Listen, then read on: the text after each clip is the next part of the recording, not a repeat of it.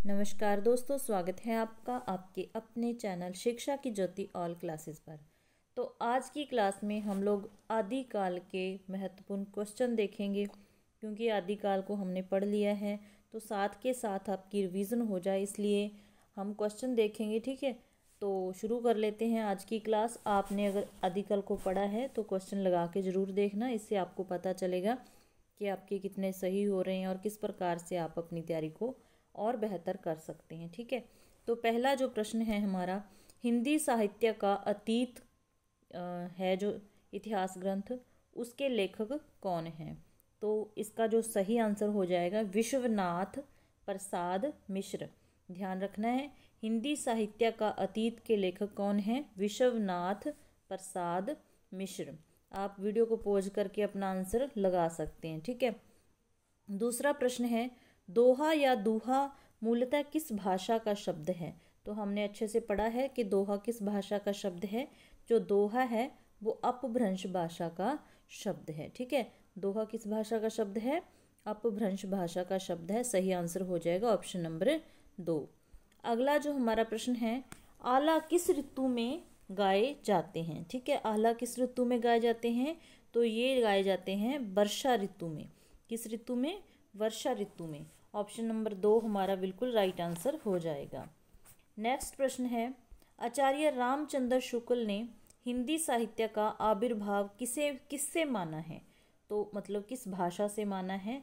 तो इसका आपने आंसर लगाना है। तो इसका जो सही आंसर हो जाएगा हमारा ऑप्शन नंबर 4 हो जाएगा, प्राकृत की अंतिम अपभ्रंश अवस्था से। ठीक है, तो इस प्रकार का ऑप्शन आपको देखने को मिलेगा। तो ये हो जाएगा हमारा सही उत्तर। अगला जो प्रश्न है, क्वेश्चन नंबर 5, सरहप्पा का संबंध निम्न में से किससे है?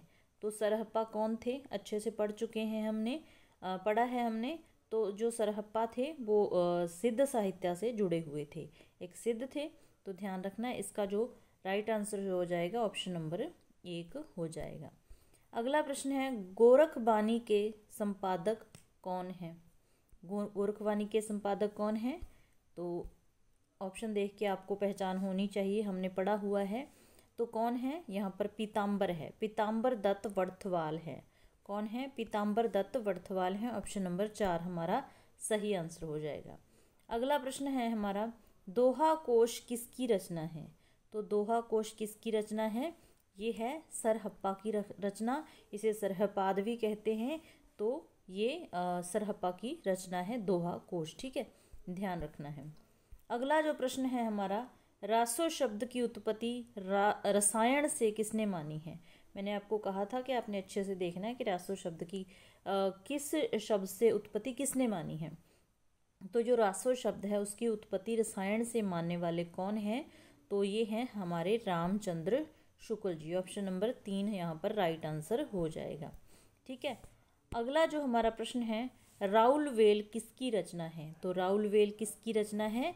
ऑप्शन नंबर 2 यहाँ पर सही आंसर हो जाएगा, रोड कवि की रचना है। राउल वेल किसकी रचना है? रोड कवि की रचना है। अगर आपको क्वेश्चन अच्छे लगे तो आज की क्लास में आपने अपनी फीडबैक जरूर देना है, ताकि नेक्स्ट क्लास में आदिकाल के ही हम कुछ और महत्वपूर्ण क्वेश्चन कर पाएँ। ठीक है, और वीडियो को लाइक करना है। इसके अलावा अगर किसी क्वेश्चन में आपको डाउट लगे तो भी बेझिझक आप शेयर कर सकते हैं। ठीक है, तो अगला जो हमारा प्रश्न है, क्वेश्चन नंबर 10, डोला मारूरा दूहा किसकी रचना है? तो ये किसकी रचना है? ये कुशल लाभ की रचना है। यहाँ गलत लिखा हुआ है, कुशल लाभ। ठीक है, कुशल लाभ, टाइपिंग के में गलती हो गई, कुशल लाभ की ये रचना है, कुछ और ही लिखा गया। ठीक है, तो इसको आप सही कर लेना। जो हमारा अगला प्रश्न है, हिंदी का प्रथम महाकाव्य किसे माना जाता है? तो हिंदी का प्रथम महाकाव्य किसे माना जाता है? पृथ्वीराज रासो को। ऑप्शन नंबर 4 सही आंसर हो जाएगा। नेक्स्ट प्रश्न है, आदिकाल को चारण काल किसने कहा है? तो आदिकाल को चारण काल कहने वाले कौन हैं? राम कुमार वर्मा। आदिकाल को चारण काल कहने वाले कौन हैं? राम कुमार वर्मा। ठीक है, अगला जो हमारा प्रश्न है, विसल देव रासो का प्रधान रस कौन सा है? तो मैंने आपको कहा था कि ये रस भी आपने याद रखने हैं। तो श्रृंगार रस है विसल देव रासो का प्रधान रस। ठीक है, नेक्स्ट प्रश्न है, हिंदी साहित्य का वैज्ञानिक इतिहास के रचनाकार कौन है? ये काफ़ी महत्वपूर्ण है। तो ये हैं डॉक्टर गणपति चंद्रगुप्त। ठीक है, गणपति चंद्रगुप्त, पूरा नाम गणपति चंद्रगुप्त है। ठीक है, तो ये हैं हिंदी साहित्य का वैज्ञानिक इतिहास के रचनाकार। अगला जो हमारा प्रश्न है, विद्यापति किस मत के अनुयायी थे? तो हमने अच्छे से पढ़ा था कि विद्यापति जो हैं वो शैव मत के अनुयायी हैं। ठीक है, शैव मत के अनुयायी थे कौन? विद्यापति। ठीक है, नेक्स्ट हमारा प्रश्न है, गारसा दा तासी ने रासो शब्द की उत्पत्ति किस शब्द से मानी है? तो गारसा दा तासी ने जो रासो शब्द की उत्पत्ति मानी है राजसूय शब्द से मानी है। ठीक है, इसका सही आंसर हो जाएगा ऑप्शन नंबर 2। अगला जो हमारा प्रश्न है, चार्ल्स इलियट ने इनमें से किस ग्रंथ का प्रकाशन कराया? तो किस ग्रंथ का प्रकाशन करवाया था चार्ल्स इलियट ने? आला खंड का। ठीक है, किसका? आला खंड का। ऑप्शन नंबर 2 यहाँ पर सही उत्तर हो जाएगा। अगला जो हमारा प्रश्न है, राहुल सांकृत्यायन हिंदी का पहला कवि किसे मानते हैं? तो किसे मानते हैं ये? सरहपाद को हिंदी का पहला कवि मानते हैं। ठीक है, नेक्स्ट प्रश्न है, विद्यापति की रचना गोरक्ष विजय की भाषा कौन सी है? तो कौन सी भाषा इसकी? मैथिली। कौन सी भाषा है? मैथिली।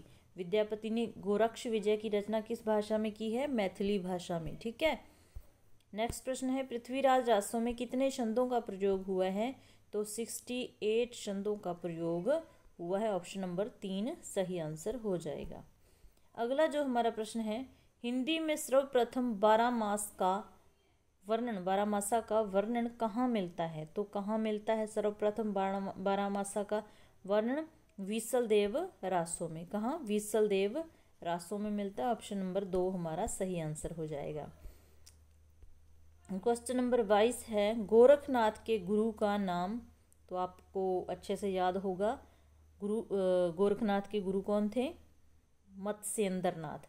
लेकिन मच्छंद्रनाथ, मीननाथ, ये सारे ही उनके नाम हैं, तो उपरोक्त सभी आ जाएगा। मच्छंदर यहाँ पर मिस हो गया। ठीक है, मच्छंद्रनाथ भी उनका नाम है, मीननाथ भी उनका नाम है, मत्स्येंद्रनाथ भी उनका नाम है।